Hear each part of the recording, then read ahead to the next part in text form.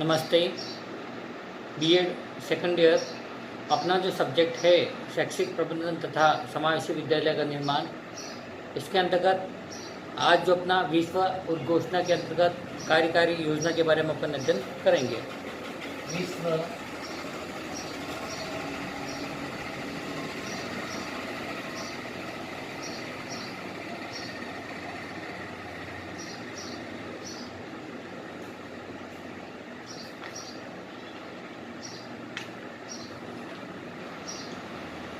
है ना, तो विश्व उद्घोषणा का यह अंतिम सोपान है। इसके अंतर्गत जो बताया गया है कि वैश्विक व्यवस्था में सभी बालक एवं बालिका एक वैश्विक समाज के अंग माने जाते हैं। इसमें जो पहला है उत्तरदायित्व।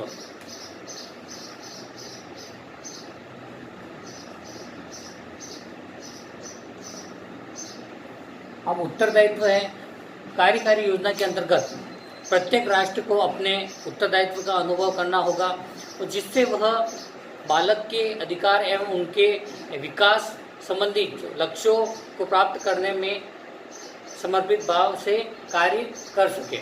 फिर इसी के अंतर्गत जो बताया गया है कि सेकंड जो है सकारात्मक नीतियों का विकास।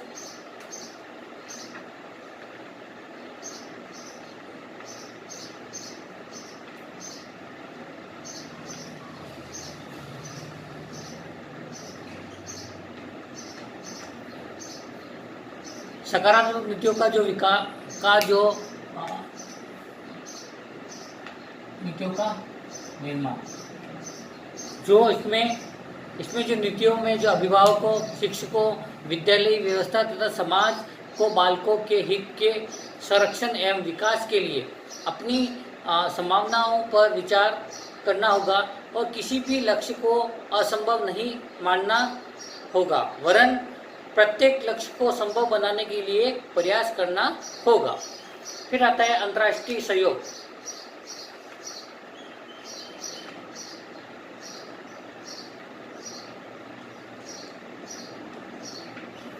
अंतर्राष्ट्रीय सहयोग के अंतर्गत जो बताया गया है कि अंतर्राष्ट्रीय सहयोग के माध्यम से विविध प्रकार की जो वैज्ञानिक विधियों एवं व्यवस्थाओं का विकास होगा, जिससे बालकों के संदर्भ में निर्धारित लक्ष्यों की प्राप्ति किया जा सकेगा।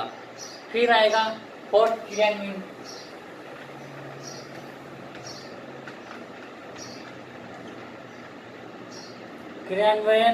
अंतर्राष्ट्रीय सहायता जिस लक्ष्य को प्राप्त करने के लिए प्रदान की जाती है, उसी लक्ष्य को प्राप्त करने के लिए वह करना है।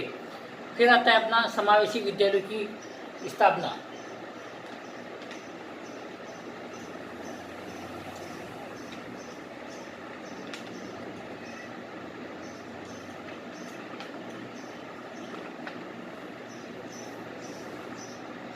असक्षम एवं अवंचित वर्ग के जो बालिकाओं को व्यक्तिगत ऊंची एवं योग्यता के आधार पर उनके विकास एवं संरक्षण की जो व्यवस्था की जाती है, वो समावेशी विद्यालय की स्थापना के अंतर्गत बताया गया है। फिर आता है अपना शिक्षा का सार्वभौमिकरण।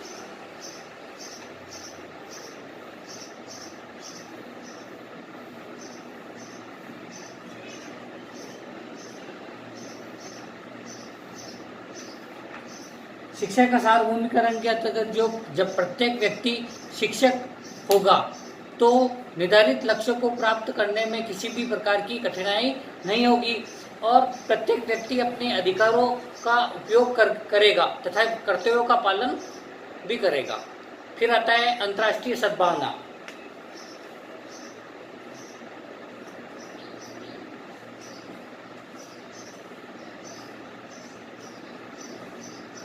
अंतर्राष्ट्रीय सद्भावना ने वैश्विक जो उत्कर्षण की जो कार्य जो योजना को सफल बनाने के लिए अंतर्राष्ट्रीय सद्भावना का होना परम आवश्यक है। फिर आएगा समय सीमा निर्धारण। समय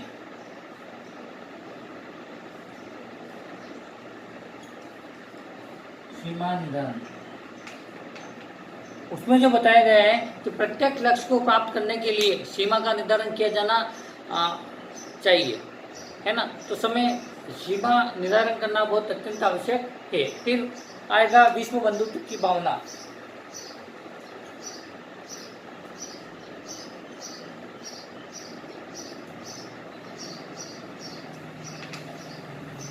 कार्यकारी योजना जो संपूर्ण विश्व के लिए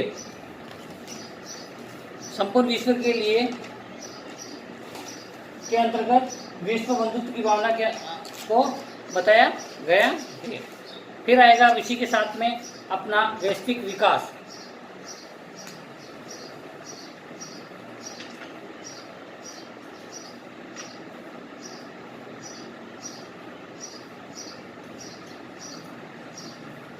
वैश्विक विकास के अंतर्गत जो कार्यकारी योजना का जो उद्देश्य वैश्विक विकास एवं वैश्विक संरक्षण के अंतर्गत बताया गया है। फिर आएगा वैश्विक शांति।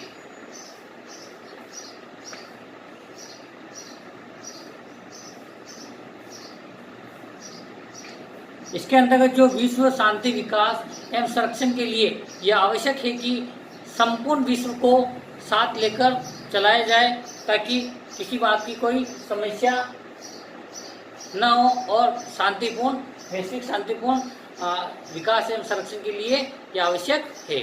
फिर आएगा वैज्ञानिक दृष्टिकोण।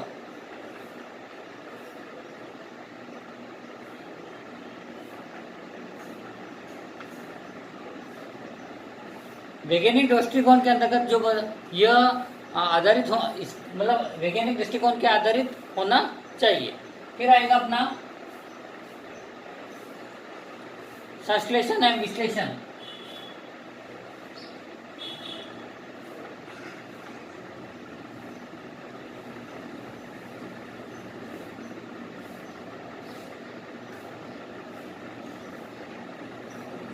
उसमें जो बताया गया है जो प्रयोग संश्लेषण या विश्लेषण के अंतर्गत जो प्रयोग होना चाहिए, इससे योजना की जो कोई भी त्रुटि या गलती है के बारे में ज्ञान प्राप्त होता है।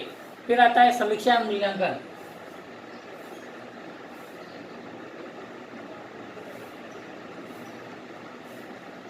समीक्षा एवं मूल्यांकन के अंतर्गत जो विविध राष्ट्र के विशेषज्ञों के माध्यम आपसी वार्तालाप होना चाहिए। तो ये समीक्षा एवं मूल्यांकन, ठीक है। तो ये इसके अंतर्गत जो विश्व उद्घोषणा कार्यकारी योजना के बारे में अपन अध्ययन किया है ना, तो इसको एक बार अच्छे से देख लेना। फिर अपना आता है इसी के अंतर्गत जो निर्योग्य व्यक्ति के अधिकारों से संबंधित यूनेस्को के अभिसमय घोषणा एवं सुझाव। तो यूनेस्को संयुक्त राष्ट्र संघ से संबंधित है एक संगठन है जो कि शिक्षा, विज्ञान एवं संस्कृति के आदि से संबंधित सुझाव प्रस्तुत करता है और यूनेस्को द्वारा निर्योग्य या विकलांग व्यक्तियों के एवं बालकों के बारे में विभिन्न प्रकार के अभिसमय घोषणाएं तथा सुझाव प्रस्तुत किए गए जो कि अधिकारों से संबंधित है।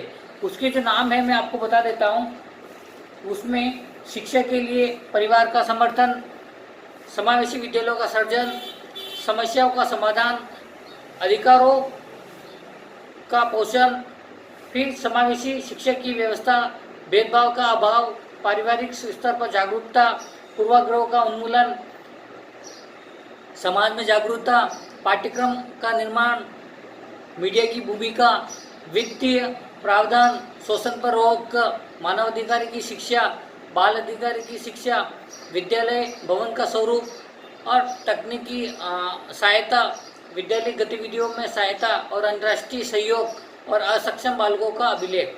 तो ये इसके अंतर्गत जो बताया गया है निर्योग्य जो व्यक्तियों के अधिकारों से संबंधित यूनेस्को के अभिसमय घोषणा एवं सुझाव, जो घोषणा थी वो उसके सुझाव थे, मैंने आपको बताया।